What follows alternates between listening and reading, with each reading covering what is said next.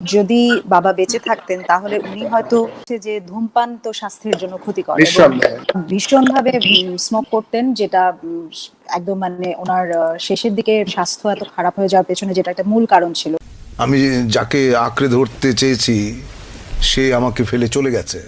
জনপ্রিয় অভিনেতা হুমায়ুন ফরিদের একমাত্র কন্যা দেবযানী দীর্ঘ নীরবতা ভেঙে লাইভে এসে মুখ খুলেছেন। তিনি জানিয়েছেন, বাবা মারা যাওয়ার আগে প্রচন্ড মানসিক যন্ত্রণায় ভুগেছিলেন।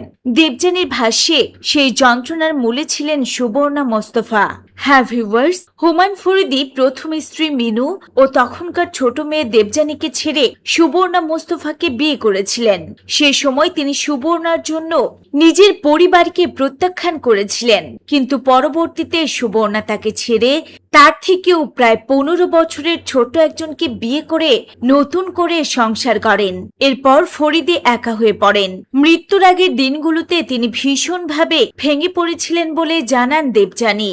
দেবযানী বলেন, বাবার অসুস্থতার খবর শুনে নিজেকে আর ধরে রাখতে পারিনি। দীর্ঘদিন যোগাযোগ না থাকার পরও রক্তের টানে তিনি বাবার পাশে এসে দাঁড়ান।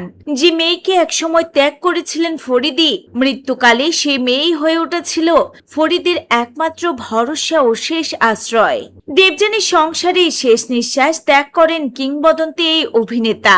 দেবযানী আরো জানান, বাবা শেষ সময়ে বারবার সুবর্ণা আন্টির কথা বলতেন। তারা বুঝতে পারতেন এই মানসিক অবসাদের পেছনে রয়েছে সুবর্ণা মোস্তফার সঙ্গে বিচ্ছেদের গভীর ক্ষত। এই ঘটনা ফের একবার দেখিয়ে দিয়েছে জীবনের নিষ্ঠুর বাস্তবতা। যাকে সব ছেড়ে ভালোবেসেছিলেন তিনি শেষ পর্যন্ত ছেড়ে চলে গিয়েছেন, আর যাকে ত্যাগ করেছিলেন সেই কন্যাই হয়ে উঠেছিল তার শেষ সময়ে সবচেয়ে কাছের মানুষ। ভিউয়ার্স, দেবযানীর এই সাহসী স্বীকারোক্তি দর্শকদের মনে আবারও নাড়া দিয়েছে। অনেকেই বলছেন এটি একটি বড় শিক্ষা। সংসার ও সম্পর্কের খেলা